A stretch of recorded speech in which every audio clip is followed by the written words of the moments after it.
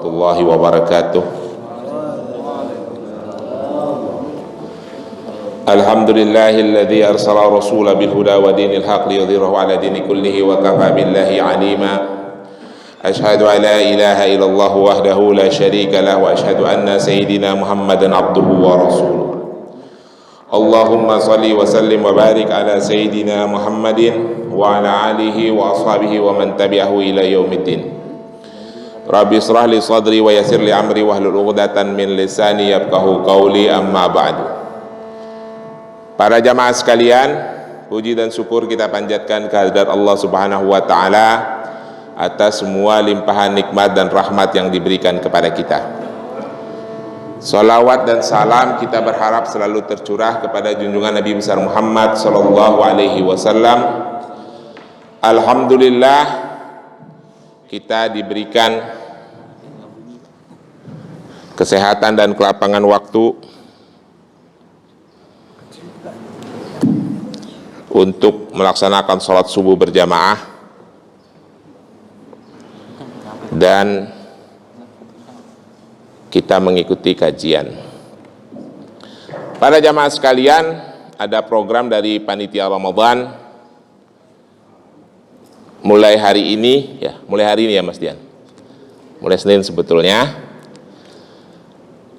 Taklim-taklim ba'da sholat subuh itu akan diisi dengan kajian-kajian yang berhubungan dengan puasa Ramadan untuk menambah kekayaan ilmu pengetahuan kita tentang puasa. Hari ini kita akan membahas hadis-hadis tentang puasa Ramadan. Kitab yang kita baca adalah kitab Sahih Muslim, Syarah Imam Nawawi, jilid kedua. Sahih Muslim itu ada 5 jilid. Babnya adalah bab ke-12, bab tentang puasa, Kitabus Syiyam. Dalam bab ke-12 ini, bab Kitabus Syiyam, ada 222 hadis. Jadi kalau dibaca tiap hari sampai bulan Ramadan nggak selesai. Itu baru Sahih Muslim, belum Sahih Bukhari, belum Sunan Ibnu Majah, belum Tirmizi, belum Abu Daud, belum Nasai. Sahih Muslim aja 200. Baik, kita mulai baca hadisnya. Nanti saya berikan penjelasan sesuai dengan sarahnya Imam Nawawi. Sarah itu adalah kitab hadis yang ditulis kembali oleh Imam Nawawi lalu diberikan penjelasan. Itu maksudnya begitu kalau udah bicara sarah ya. Bismillahirrahmanirrahim. Hadis nomor 164. Hadatsana Abu Bakr ibnu Abi Syaibah, hadatsana Abu Muawiyah an Waqi an A'mas an Abi Salih an Abi Hurairah radhiyallahu an qala Rasulullah sallallahu alaihi wasallam, qulu amalin ibnu Adam yudha'ifu hasanatu ashrun amsalihha ila 700 di'fin. Qala Allahu azza wa jal illa saum fa innahu li wa anna ahzi bihi yada'u sahwatu wa ta'amuhu min ajli lis-sa'imin parhatani, parhatu inda fitrihi wa parhatu inda liqa'a rabbih wala khulufu fihi atyabu indallahi min rihil miski. Jadi begini, Imam Muslim mendengarkan hadis ini, mendapatkan hadis ini dari Abu Bakar ibnu Abi Syaibah. Abu Bakar ibnu Abi Syaibah mendapatkan hadis ini dari Abu Muawiyah. Abu Muawiyah mendengarkan hadis ini dari Waqi. Waqi mendengarkan hadis ini dari A'mas. A'mas mendapatkan hadis ini dari Abu Salih. Abu Salih mendengar langsung. Abu Salih tidak mendengar langsung. Abu Salih mendapatkan hadis ini dari Abu Hurairah radhiyallahu. Qala, dia berkata, Abu Hurairah yang berkata, qala Rasulullah sallallahu alaihi wasallam, Rasulullah berkata, qulu amalin ibnu Adam yudha'ifu, setiap amal-amal anak Adam, manusia, yudha'ifu hasanatu ashrun amsalihha, dilipat gandakan, pahalanya dilipat gandakan, Asyurun amsalihha, 10 kali yang semisal, gitu kira-kira ya, 10 kali yang seumpama dengan amalnya, ila sab'ami'ati dib'in, sampai dengan 700 kali. Jadi setiap amal anak-anak Adam itu pasti Allah berikan balasan dari minimal 10 kali sampai 700 kali. Kalau Allah Azza wa Jalla, lalu Allah berkata, illa saum, kecuali puasa, fa innahu li, karena puasa itu adalah untukku, wa anna ahzi bihi, dan aku yang akan memberikan balasannya, memberikan pahalanya. Jadi pahala puasa itu lebih dari 700 kali. Karena yang sudah ada hitungannya itu adalah pahala-pahala di luar puasa, kecuali puasa. Puasa itu pahalanya khusus dari Allah. Dan tidak ada hitungannya karena lebih dari itu. Kenapa begitu? Rasulullah melanjutkan kata-katanya, ya da'u syahwatu wa ta'amuhu min ajli. Karena mereka orang-orang yang berpuasa itu telah menahan hawa nafsunya. Semua hawa nafsunya telah ditahan dan menahan rasa laparnya. Maka Allah berikan pahala yang luar biasa. Walisaimin, dan khusus untuk orang-orang yang berpuasa, farhatani, dia akan menemukan 2 kegembiraan. Kegembiraan yang pertama, farhatu inda fitrihi, dia akan menemui kesucian dirinya tanpa dosa setelah dia menyelesaikan semua ibadah puasanya. Jadi dia akan bersih kembali. Para jamaah sekalian, kita bersyukur kepada Allah Subhanahu wa Ta'ala dijadikan bulan Ramadan. Kenapa? Karena Allah ngepur kita selama 11 bulan. Kita khilaf, banyak melakukan kesalahan dan dosa-dosa, kesalahan pendengaran, keselihatan hati, kesalahan lisan dan sebagainya, serta kesalahan perbuatan. Lalu Allah berikan masa pencuciannya selama 1 bulan. Maka dari itu para jamaah sekalian, pada saat bulan suci Ramadan, jangan kita rusak pahala kita. Karena itulah kesempatan kita untuk mencuci dosa-dosa kita. Belum tentu kita akan ketemu lagi dengan Ramadan yang akan datang. Nanti dijelaskan dalam hadis yang berikutnya. Jadi dia bertemu, mempunyai 2 kegembiraan. Kegembiraan pada saat dia terhapus dari semua dosa-dosanya, menjadi suci kembali. Kegembiraan pada saat dia menghadap Tuhannya. Farhatu liqa'a rabbih. Ada yang lebih penting nih. Wala khulufi fi atyabu indallahi min rihil miski. Nanti para jamaah sekalian, pada saat kita itu mengantri di padang mahsyar untuk menunggu jadwal pemanggilan hisab yang diceritakan oleh para ulama melalui sebuah hadis-hadis, keadaan itu sangat tidak menyenangkan, panas sekali. Saya tidak tahu panasnya seperti apa. Manusia itu yang menunggu bercucuran keringatnya, padahal pada hari itu manusia hanya dibalut dengan kain kafannya yang dibawa pada saat dia meninggal. Tetapi bagi orang-orang yang berpuasa Ramadan dan puasanya diterima oleh Allah, Allah katakan la khulufu fihi atyabu indallahu min rihil miskin. Nanti akan ada angin, rihil misik. Ada angin yang beraroma wangi kasturi. Si orang-orang yang berpuasa Ramadan itu tidak merasakan keadaan yang panas, merasakan keadaan yang sangat nyaman, sejuk, dan aroma yang wangi. Bahkan para ulama menjelaskan, pada saat itu kan manusia dibalut dengan kain kafannya seperti pakaian pada saat ihram. Itu angin misik melintas di tubuh kita, di sela-sela ketiak kita itu terasa sangat sejuk sekali. Itulah yang diterima oleh orang-orang yang berpuasa Ramadan selama dia penantian di mahsyar. Dan penantian itu bukan sebentar untuk pemanggilan jadwal hisab, panjang. Bukan yang ngantri sembako atau ngantri minyak goreng sebentar, setengah hari beres, atau ngantri BPJS. Ini ngantri hisab berpuluh-puluh tahun, beratus-ratus tahun. Jadi itulah kelebihan orang-orang yang melaksanakan puasa Ramadan dalam hadis yang dijelaskan oleh Imam Muslim, yang ditakhid oleh Imam Muslim. Lalu ada hadis berikutnya, yaitu hadis nomor 163, Imam Muslim mendapatkan bukan lagi dari Abu Bakar bin Abi Syaibah, tapi mendapatkan dari Muhammad ibnu Rafi. Bunyi lengkapnya adalah Hadatsana Muhammad ibnu Rafi, hadatsana Abdul Razak, akhbarana Ibnu Jurais, akhbarana Ata an Abi Salih. Ujungnya beda, tapi di awal tabi'innya sama, dari sama-sama Abu Salih. Kalau sekarang Abu Salih ngomong, annahu sami'a Abu Hurairah radhiyallahu an. Bahwasanya aku mendengar dari Abu Hurairah radhiyallahu an. Jadi hadisnya ini nomor 163 dan 164 setelah tabakohnya sahabat yaitu Abu Hurairah, lalu jatuh ke tabakohnya tabi'in sama-sama Abu Salih, di ujungnya yang berbeda. Yaitulah sanad ya, karena sanad itu pada saat hadis berpindah-pindah, si A bisa mendengar dari si B, tapi si B bisa mendengar dari si A, tapi dari si A juga si C bisa mendengar, si D juga bisa mendengar, akhirnya hadisnya berpindah pada jalur sanad yang berbeda. Kira-kira begitu. Jadi Abu Hurairah berkata Abu Hurairah radhiyallahu an, qala Rasulullah sallallahu alaihi wasallam.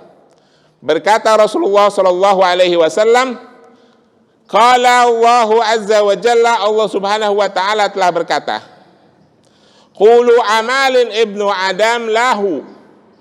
Setiap amal ibnu Adam kembali pada diri mereka sendiri, illa saum, kecuali puasa. Fa innahu li wa anna ahdhi bihi. Hadis yang tadi berbicara tentang angka 10 kali sampai 700 kali. Hari ini hadis yang ini tidak ngomongin angka, hanya menjelaskan setiap amal Bani Adam kembali balasannya pada diri mereka, tetapi kecuali puasa. Puasa adalah untukku dan aku yang akan memberikan balasan. Itu bedanya teks matannya. Lalu Rasulullah lanjutkan, para jamaah sekalian, saya ingin menjelaskan hadis ini kemasukan hadis qudsi, karena Rasulullah mencampur antara ucapan Allah yang bukan ayat Quran sama ucapannya dia sendiri. Jadi pada saat kata-kata kalau Allahu azza wa jalla kullu amalin ibnu Adam lahu illa saim illa siyam, itu perkataan Allah, bukan perkataan Rasulullah. Lalu Rasulullah melanjutkan lagi, wasiyamu junnahun, puasa itu adalah perisai, itu perkataan Rasulullah gitu ya. Wa idza kana yaumus saumun ahadikum, maka apabila waktunya puasa, waktu tiba bulan suci Ramadan, kalian menjalankan puasa, fala yarfas yauma idzin wala yaskab.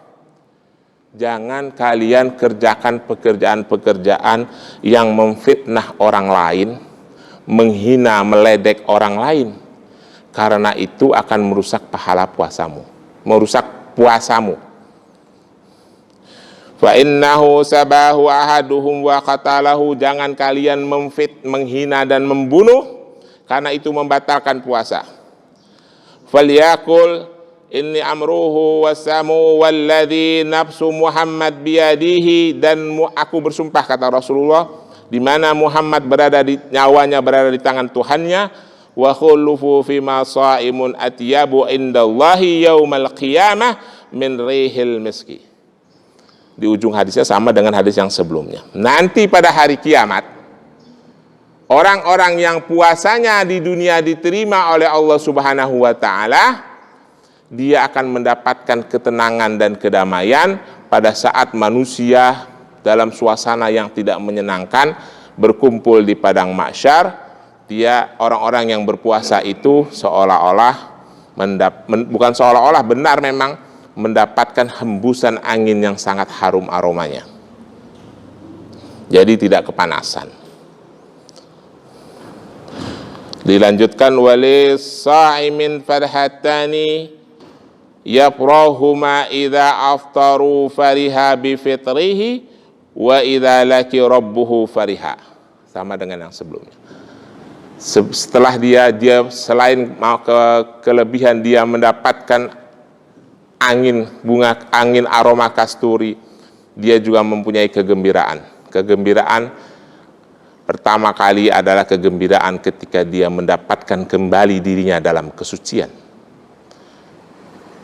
Jadi harusnya orang-orang yang berpuasa Ramadan itu adalah pada saat dia menyelesaikan ibadah puasanya selama 1 bulan, lalu menghadapi Idul Fitri, hari kemenangan, dia sangat patut untuk bergembira. Karena pada hari itu dia suci. Pada hari itu semua dosa yang diperbuatnya dihapuskan oleh Allah, kecuali dosa yang diperbuat oleh kepada manusia. Minta maaf dulu, baru dosanya dia maafkan oleh Allah. Maka dari itu disunahkan kalau mau menjelang bulan Ramadan kita saling memaaf-maafkan, bukan maaf-maafannya Idul Fitri. Budaya orang Indonesia maaf-maafannya Idul Fitri udah telat. Saya punya dosa nih sama Mas Dian, suka ngejelek-jelekin, menjelang puasa rusak ibadah puasa saya minta maaf dulu, jadi puasa saya plong. Kalau kita maaf-maafinnya pada saat Idul Fitri sudah telat, itu puasa udah berjalan, udah rusak pamalan puasa kita. Ya, kita nanti masih ada waktu 3-14 hari ke depan. Itu hadis yang ketiga. Jadi orang yang berpuasa itu akan menemukan 2 kegembiraan. Idza aftaru fariha bi fitrihi, dia akan bergembira karena menemukan kesucian dirinya. Wa idza laqi rabbuhu fariha, dia akan bergembira ketika berjumpa dengan Tuhannya. Ya, itu 2 hadis, saudara-saudara. Lalu kita baca lagi hadis yang ketiga. Hadis yang ketiga nomor hadis 165. Hadatsana Abu Bakr ibnu Abi Syaibah, hadatsana Muhammad ibnu Fudail, an Abi Sinan, an Abi Salih, an Abi Hurairah radhiyallahu an. Qala Rasulullah sallallahu alaihi wasallam, inna Allah azza wa jalla yaqul, sesungguhnya Allah subhanahu wa ta'ala azza wa jalla berkata, inna saumali wa anna ahdhi bihi, sesungguhnya puasa untukku dan aku yang akan memberikan balasannya. Wa inna li saimin farhatani, idza aftaru fariha wa idza laqiyallahu fariha. Sekarang kegembiraannya bukan kegembiraan pada saat bertemu dengan kesucian Idul Fitri, tapi kegembiraan saat dia berbuka pada hari itu, dan kegembiraan pada saat dia berjumpa dengan Tuhannya. Ya, idza aftaru fariha wa idza laqiyallahu wa idza laqi rabbih fariha. Para hadirin sekalian, inilah yang disebut dengan hadis. Kadangkala maknanya sama, tapi teks matanya sedikit berbeda. Ini pelajaran bagi kita orang Islam. Kalau dalam urusan fikih kita itu sering berbeda, kadangkala yang membaca hadisnya baru sedikit. Oh enggak, hadis yang saya baca begini. Enggak, hadis saya begini. Padahal semuanya benar. Kalau mereka baca lengkap dalam sebuah kitab, semua hadisnya ada dan semuanya sahih. Maka dari itu, sumber perpecahan dalam bidang mazhab, sumber perpecahan dalam bidang fikih adalah hadis. Karena orang kadang-kala para dai, para ustadz tidak menguasai hadis secara lengkap, jadi saling mengklaim dia yang paling benar menurut hadisnya. Gitu ya. Ada lagi yang menyedihkan nih buat saya. Sekarang sudah mulai berkembang perbedaannya, saling mengklaim masjid ini masjid sunnah, masjid itu masjid tidak sunnah. Masjid At-Taubah ini dianggap salah satu masjid yang tidak sunnah katanya. Saya ketawa aja. Masjid yang sebelah sana ada yang mengatakan ini sesuai sunnah, karena masjid ini suka-suka bid'ah gitu, apalagi ngerjain nisfu Sa'ban gitu. Tapi biarin aja ya, itulah pendapat orang, usah dipikirin. Yang penting selama kita punya hujah, kita punya dalil, siapapun yang ingin berargumen dengan kita layani. Itu ya, tidak ada masalah. Jadi dalam hadis yang 163 dijelaskan orang yang berpuasa itu akan mendapatkan beberapa kelebihan. Kelebihan yang pertama, pahalanya dilipat gandakan dan Allah yang langsung memberikan. Kelebihan yang kedua, pada saat di padang mahsyar itu dia akan mendapatkan ketenangan dan kedamaian karena dinaungi oleh angin yang sangat sejuk, sehingga tidak menderita karena kepanasannya padang mahsyar. Cuma ada catatannya, selama kalian berpuasa, kata Rasulullah, jangan dirusak puasanya itu dengan menghina, memfitnah, bergibah, dan sebagainya. Apalagi melakukan pembunuhan ya. Makanya dilarang berperang dalam bulan Ramadan kecuali terpaksa. Lalu pada hadis yang nomor 164, Rasulullah mengatakan, Allah tadi tidak mengatakan jumlah di hadis yang 164, Allah mengatakan amal Bani Adam itu dilipat gandakan 10 sampai 700 kali kecuali puasa. Puasa itu tidak ada hitungannya karena Allah yang akan memberikan pahalanya. Kenapa? Karena dia telah menahan hawa nafsu makannya dan hawa nafsu syahwatnya. Jadi itu juga bagian yang kita tahan. Yang biasa-biasa main di medsos, kan suka lewat tuh di depan kita, cus, perempuan yang tidak menutup auratnya di medsos, itu ditahan dulu selama sebulan, minimal selama puasa. Jangan rajin-rajin bergibah di medsos, nanti rusak pahala puasa kita. Setelah itu baru kita akan mendapatkan kegembiraan, yaitu menjadi suci kembali dan kegembiraan ketika menghadap Allah. Pada hadis yang ketiga nomor 165, dua kegembiraan yang akan dihadapi oleh orang-orang yang berpuasa. Bapak-bapak ngalamin gak sih Pak? Kita walaupun kita lagi susah nih, lagi susah gak punya duit nih, pas-pasan lah buat buka puasa doang, tapi hati kita tetap gembira kalau mau buka puasa, betul nggak Pak? Kalau kagak aneh-aneh juga tuh ya.